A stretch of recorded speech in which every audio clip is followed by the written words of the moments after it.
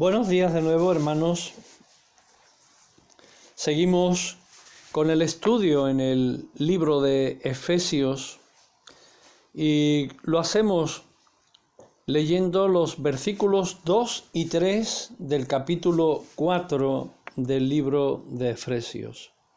Así dice la palabra del Señor en estos dos versículos: con toda humildad y mansedumbre, soportándoos con paciencia los unos a los otros en amor, solícitos en guardar la unidad del Espíritu en el vínculo de la paz.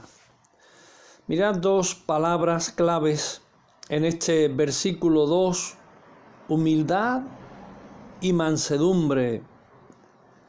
Y después habla de paciencia y amor. Estas virtudes son fundamentalmente importantes en la comunión entre los hermanos. La carencia de ellas lo que trae no es otra cosa que división.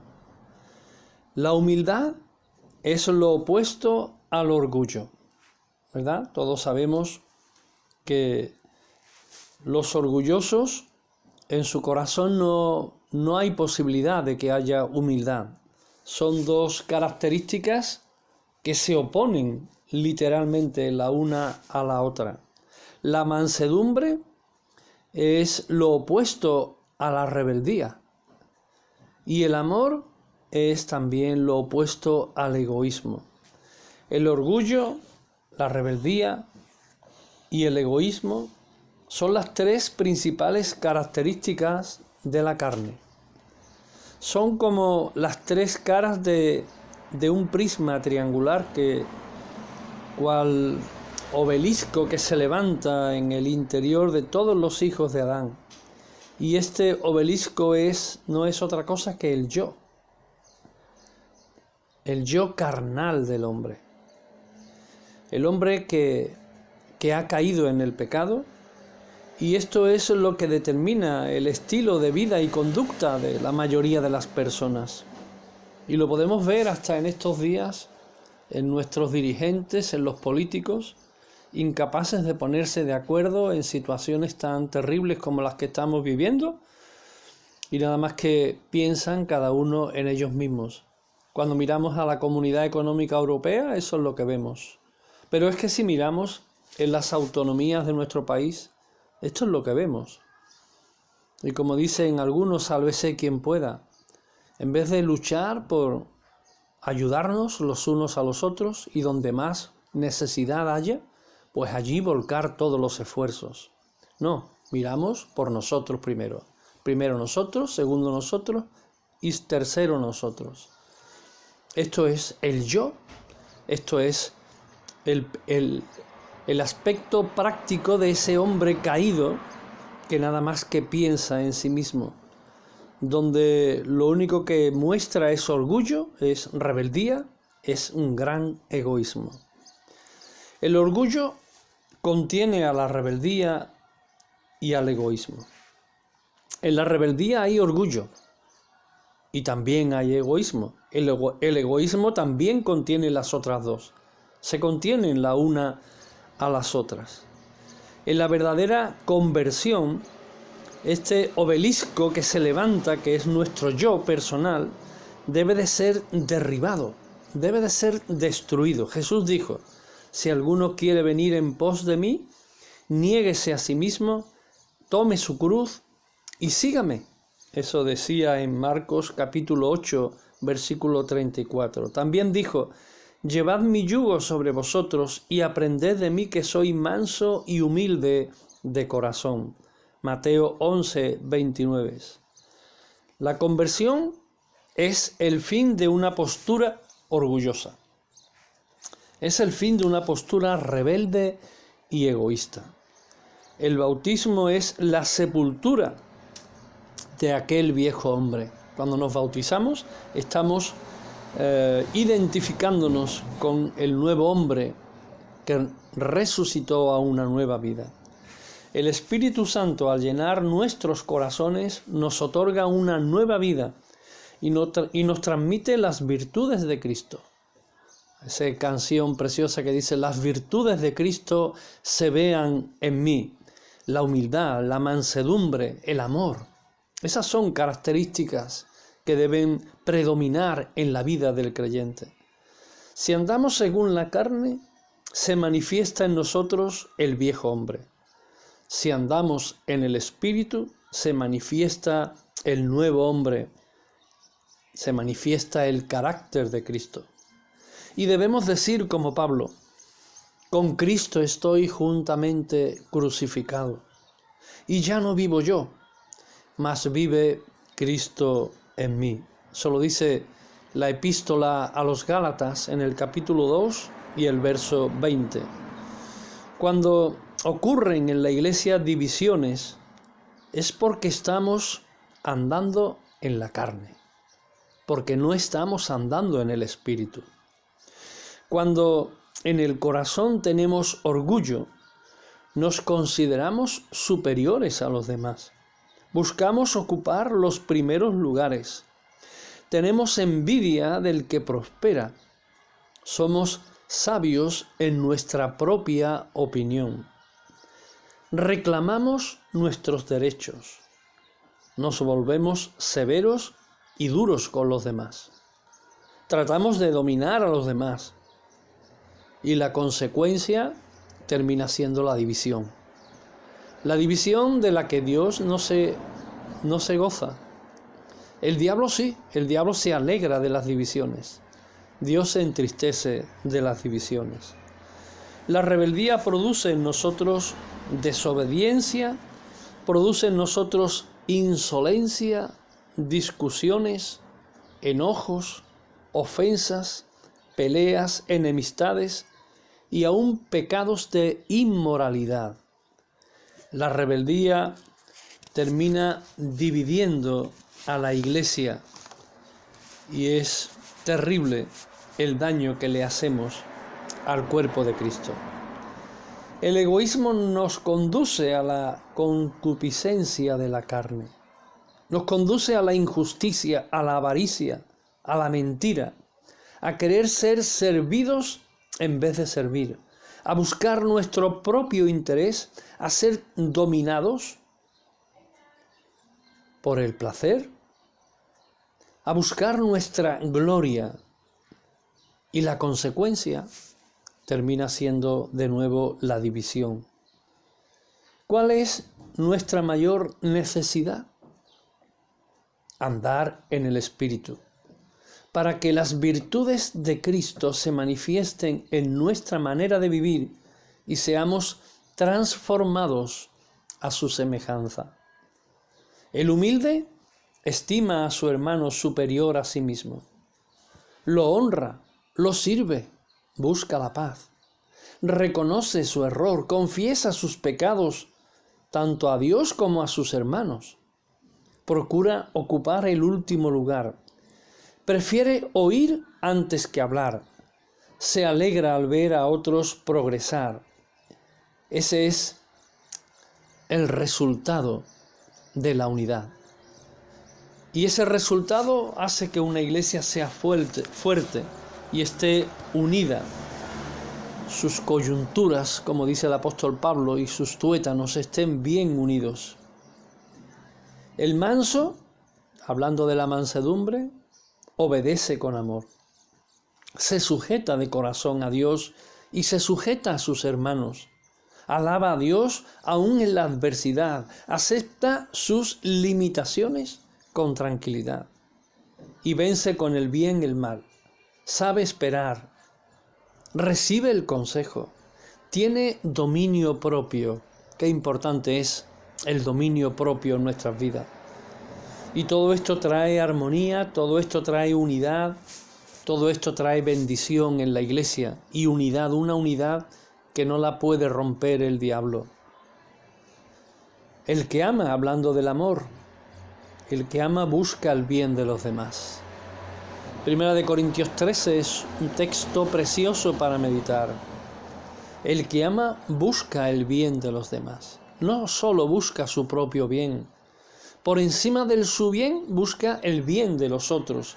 Es una persona gentil, una persona generosa, servicial, misericordiosa, amigo de todos, pronto y preparado y listo para hacer buenas obras. Y como dice Colosenses 3:14, el amor es el vínculo perfecto. Por eso el apóstol Pablo nos dice con toda humildad y mansedumbre, soportándoos con paciencia los unos a los otros en amor. Mirad esta palabra de nuevo también, esta palabra con paciencia. La paciencia es la virtud que prolonga todas las otras virtudes y las hace permanentes. No debemos actuar con humildad, mansedumbre y amor de vez en cuando. Que algunos dicen, bueno, de vez en cuando yo soy así. Muchos hermanos a veces andan en la carne y a veces nos muestran su lado espiritual. Esto es comprensible en los discípulos nuevos en los que todavía se ve mucho de la carne, que aún son niños, necesitan crecer. Pero no es admisible en los creyentes maduros, en los creyentes que llevan años con el Señor. No es admisible. Paciencia significa andar en el Espíritu todos los días, y todo el día y a toda hora. Todas las semanas, todos los meses y todos los años. No tenemos ninguna licencia ni tenemos recreo para andar en la carne. No hay un momento para andar en la carne. Siempre debemos conducirnos con toda humildad, con toda mansedumbre, con todo amor. Y cuando alguna vez bajamos la guardia y bajamos a la carne, inmediatamente debemos de tomar y retomar el andar en el Espíritu. Soportándoos con paciencia, dice el texto, los unos a los otros en amor. No somos ángeles y aún no ha llegado el día de nuestra total glorificación. Evidentemente que no. Cometemos errores, tenemos debilidades, tenemos fallos, tenemos diferentes criterios. Hay hermanos débiles y a veces difíciles. Y muchas veces nosotros mismos somos difíciles para otros. Es importante saber que no podemos crear o exigir condiciones ideales. En tales circunstancias debemos soportarnos con paciencia los unos a los otros en amor. Hay ocasiones cuando nuestra unidad es fuertemente atacada y percibimos también el peligro de una división, como le sucedió a la iglesia que estaba en Éfeso. Pablo desde la cárcel de Roma le ruega que se soporten mutuamente y que jamás se dividan. La misma palabra vale también para nosotros. Mirad el versículo 3, dice, solícitos en guardar la unidad del Espíritu en el vínculo de la paz. Que el Señor ilumine los ojos de nuestro entendimiento, hermanos, para que comprendamos que la unidad de la Iglesia no es un asunto que depende del interés o de la visión particular de algún movimiento, de algún grupo, de algún pastor, del grupo de ancianos. No, ese es el plan de Dios para su Iglesia según su propósito eterno, para alabanza de su gloria. Si tenemos esta convicción, procuraremos de corazón ser solícitos en guardar la unidad del Espíritu en el vínculo de la paz. Toda división empieza primero en nuestro corazón. La primera señal es que perdemos la paz en nuestro corazón en relación con nuestro hermano. Debemos velar y ser sensibles en esto. Si yo peco contra un hermano, debo ir y confesarle mi pecado. Así lo enseña el Señor en Mateo capítulo 5, versos 23 y 24. Si peca mi hermano contra mí, es mi deber fraternal ir y amonestarlo con amor para que se arrepienta. Mateo 18, 15 al 17. Debo de andar en luz con mis hermanos. Primera de Juan 1:7. Debo hablar la verdad. Efesios 4:25, debo ser sincero y razonar con mi hermano. Levítico 19:17, debo respetar la diferencia en cuestión de opiniones. Debemos respetarnos y respetar las diferencias. Romanos 14:1-3, y hacer todo lo necesario de nuestra parte para que la paz entre los hermanos sea restaurada cuanto antes. El Espíritu Santo crea en nosotros el vínculo de la paz, con la cual nos relaciona y nos une los unos con los otros. Cuando andamos según la carne, este vínculo se debilita. Cuando andamos en el Espíritu, el vínculo de la paz se fortalece. No te quepa la menor duda.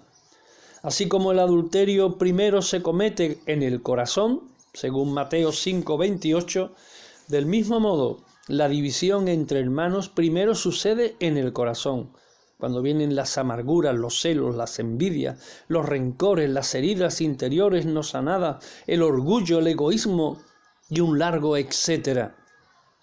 Debemos estar constantemente velando a fin de conducirnos en el Espíritu, para que las virtudes de Cristo prevalezcan en nuestro corazón, hermanos. De este modo, guardamos la unidad del Espíritu. Debemos desechar en nosotros toda actitud, todo pensamiento y sentimiento carnal, y ser hombres y mujeres espirituales. Debemos ser solícitos en guardar la unidad con los hermanos con los cuales estamos unidos, y también ser solícitos en recuperar la unidad en aquellos hermanos, en aquellos grupos o congregaciones con las cuales en el presente no tenemos unidad por causa de las divisiones. Divisiones heredadas del pasado o surgidas en el presente, pues sabemos que la voluntad de Dios es la restauración total de la unidad de la Iglesia, proclamada por Cristo y proclamada por los apóstoles. Existen 3 niveles diferentes de unidad. El primer nivel que debemos recuperar es la unidad del Espíritu, según el versículo 3 del capítulo 4. El segundo nivel es la unidad de la fe, como dice el verso 13 del capítulo 4, hasta que todos lleguemos a la unidad de la fe. El tercer nivel que debe ser restaurada es la unidad del cuerpo de Cristo. Todo el cuerpo bien concertado y unido entre sí por todas las coyunturas, dice el verso 16 del capítulo 4. La restauración de la unidad total de la Iglesia de Cristo en el mundo será el mayor milagro en la historia de la Iglesia. Y el único que lo puede realizar es aquel que es poderoso para hacer todas las cosas mucho más abundantemente de lo que pedimos o entendemos. Así que, hermanos, solícitos en guardar la unidad del Espíritu en el vínculo de la paz. Que el Señor nos bendiga y seguimos con el estudio mañana. Hasta entonces, que la paz de Dios gobierne vuestro corazón y vuestra vida.